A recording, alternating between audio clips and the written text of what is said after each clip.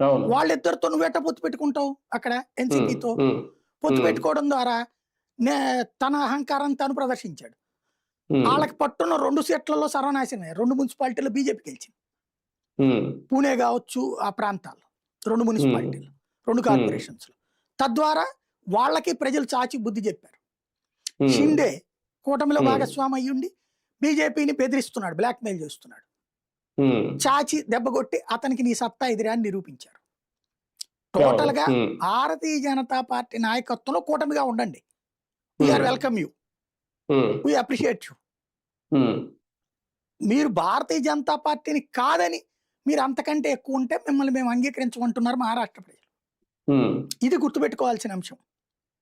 సరే మహారాష్ట్రలో 2 హిందుత్వ పార్టీల మధ్య జరిగిన పోరు ఇప్పుడు ఫైనల్ తుది అంకానికి వచ్చేసిందని అనుకోవాలా ఇంకా? ఇక ఇప్పుడు ఎన్‌సీపీ హిందుత్వ పార్టీల మధ్యన పోరెప్పుడో పోయింది. అహా! సెక్యులర్ ఎన్‌సీపీ ఇప్పుడు మూడో పార్టీలకి, హిందుత్వ ప్లేస్‌కెళ్ళిపోవడం పార్టీకి మధ్యన పోరాటం. సారీ. ఎన్‌సీపీ ఆ! గాదక్కడ. Secular Shivsena sorry. Shivsena Uddhav Shivsena Thackeray party. అది మూడో స్థానానికెళ్ళి ఎప్పుడైతే కాంగ్రెస్‌తో జట్టు కట్టి ప్రభుత్వాన్ని ఏర్పడిందో దాని హిందుత్వం అప్పుడే పోయిందింక. ఇప్పుడింక హిందుత్వం ఏముందక్కడ? హ్మ్. ఇప్పుడు పోయింది ఎవరంటే రాజ్ థాకరే. ఆడికి ఆల్రెడీ సీన్ లేదు అప్పుడే. హ్మ్. హ్మ్. ఉద్ధవ్ అంటే థాకరే వాళ్ళ పార్టీతో శివసేనతో చూసినప్పుడు రాజ్ థాకరే పార్టీ జుజుబి అయింది. హ్మ్. హిందుత్వ కాన్సెప్ట్‌లో. బీజేపీ హ్మ్. ముందు వీళ్ళిద్దరూ జుజుబి అయ్యారు. అది స్పెషల్. హ్మ్. అంటే మహారాష్ట్రలో ఇప్పటికి